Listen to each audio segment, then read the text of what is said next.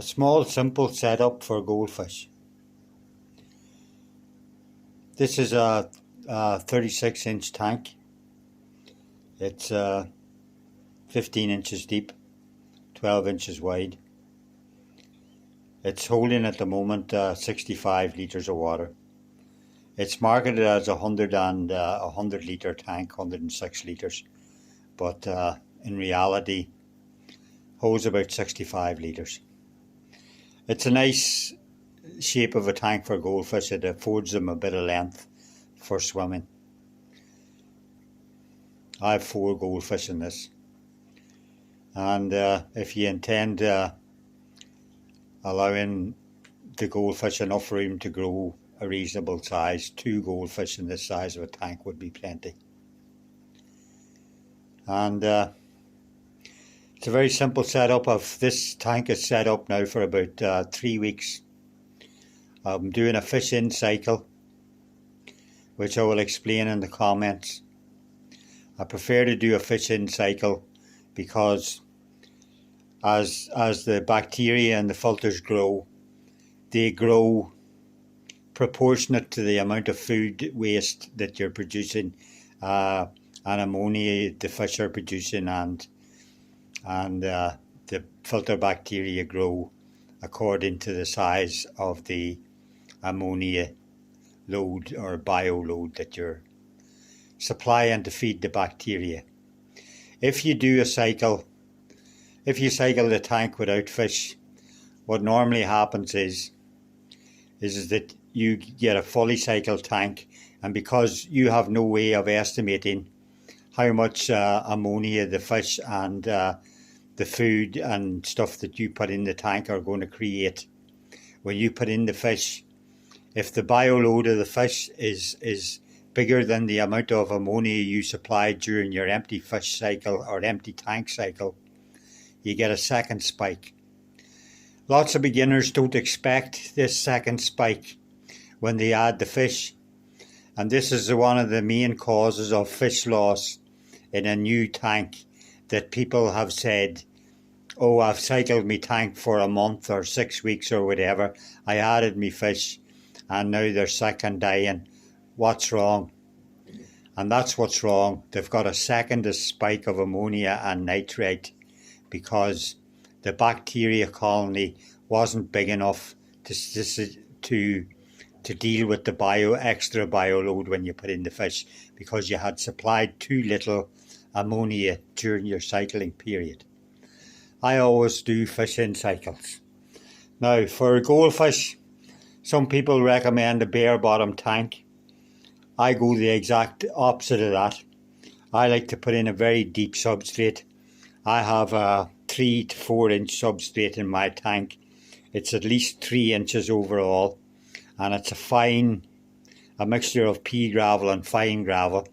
And this doesn't allow the food to go down through into between the stones and get lost. The goldfish can find all the food that you put in the tank.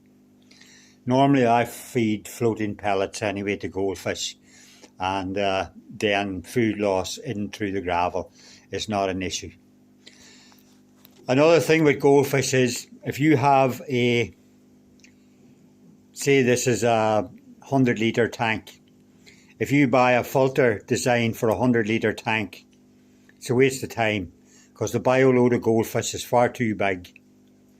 You need to at least double. You need to be putting in filtration for at least a 200 litre tank if you intend keeping goldfish. You need to double the size of the filtration. In this tank we have a Fluval 3, an excellent filter. The Fluval 3 is modified. The carbon pads are out, and I have an extra sponge pad each side. So there's 2 sponge pads either side. I've also filled up the centre carriage full of Biomax. It comes with only a few pieces of Biomax. It's only about a third full. I have the centre filled totally with Biomax. On the other side then I have a large sponge filter, and because I'm running a double pump, I wouldn't usually do this because the sponge filter is putting out enough aeration anyway in the water. It's putting out loads of aeration in the water. So I normally wouldn't do this, but because the pump that I had for to set up this tank is a double pump, I decided to run a large air stone as well. It's totally not necessary, just looks nice in the tank. Extra bit of aeration, extra bit of water movement, doesn't do anything wrong.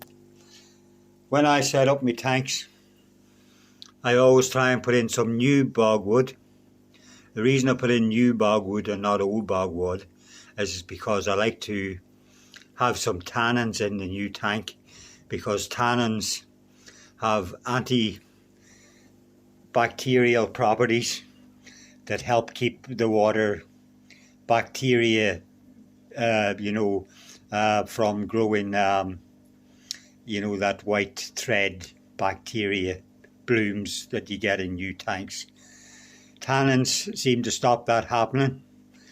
And I also add a ball of Java moss. It's very good for eating up ammonia and nitrites. And it's down to nothing. There's just a couple of pebbles sitting in the middle of it, holding it on the bottom. And it grows away the best, even in the cooler water. Let's face it, nobody's house is that cold that Java moss wouldn't grow in an unheated aquarium, because you're going to be sitting there with your coat on basically. I also have a little bit of alodia.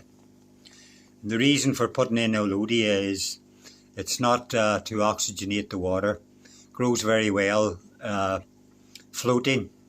Doesn't have to be planted, because the goldfish will just pull it out anyway. It puts out aerial roots and takes nitrates and stuff straight out of the water column. It doesn't need to be planted to do that. It also grows quite quick.